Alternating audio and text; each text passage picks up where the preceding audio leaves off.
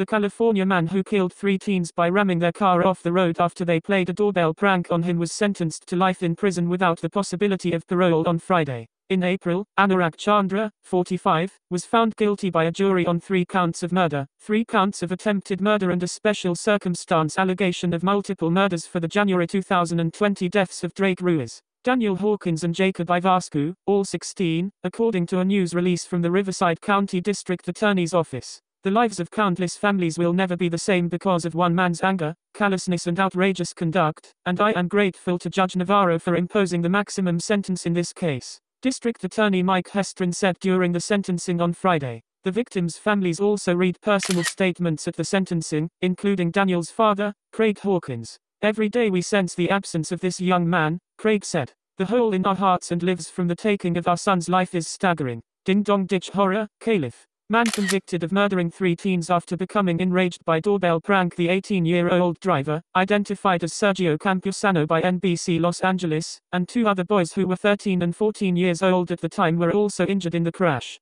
Per the release. On the night of the 19th of January, 2020, the teens were having a sleepover and one of them was dared to play a prank commonly known as Ding Dong Ditch. One of the victims' mother told KTLA that they were celebrating a birthday and played the prank on the home of another teenager they thought lived there. According to an investigation by the California Highway Patrol, the victims drove to a nearby home, where one of them jumped out of the Prius they were riding in, rang Chandra's doorbell, jumped back in the car and drove off with the other teens. Per the release. Chandra then chased down the teens in his car, rear-ending and sideswiping the Prius until he ultimately accelerated to 99 miles per hour and intentionally rammed his car into the back of the Prius, causing it to veer off the road and into a tree. The release stated. According to NBC News, Chandra did not report the crash and drove away. County Sheriff's Department via AP heartbroken mum whose son was killed after Ding Dong Ditch prank says, "We all grew up playing it during the trial." Chandra testified that he became alarmed when he saw someone in front of his house with a sweatshirt hood pulled over his head, the Press Enterprise reported.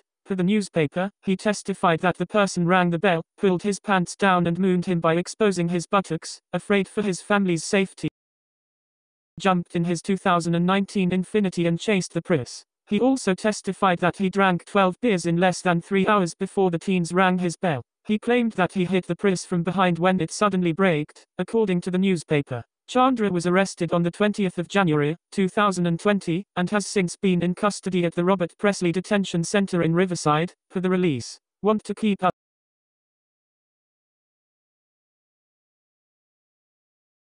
ongoing trial coverage and details of intriguing unsolved cases. One of the teens' mothers told People in 2020 that she forgave Chandra. "I do forgive him, because I have to forgive him, in order so that I can be forgiven," Jacob's mother Ramona Ivascu said. "I have to continue living life. I know that's exactly what Jacob would tell me. If he could talk to me, I know exactly what he would say, Mom, you have to forgive him. Because unforgiveness does not bring any closure. He does have to pay for the crime that he's committed," she said. "I wish I could ask this individual, if he could go back, would he do it the same way? Does he regret what he did? Is he aware of the pain he's caused?" Daniel's mother, Janet Hawkins, told People in 2020 that her family received support from all over the country. "It's really been incredible just how it's just gone all over the US, and how it's impacted people, and we've even had people say, this has really caused us to have good conversations with our kids and maybe even think twice, hugging our kids before they head out the door." She noted, "There's a peace knowing that, the boys, lived life here together on Earth, and they're now living their life in heaven together."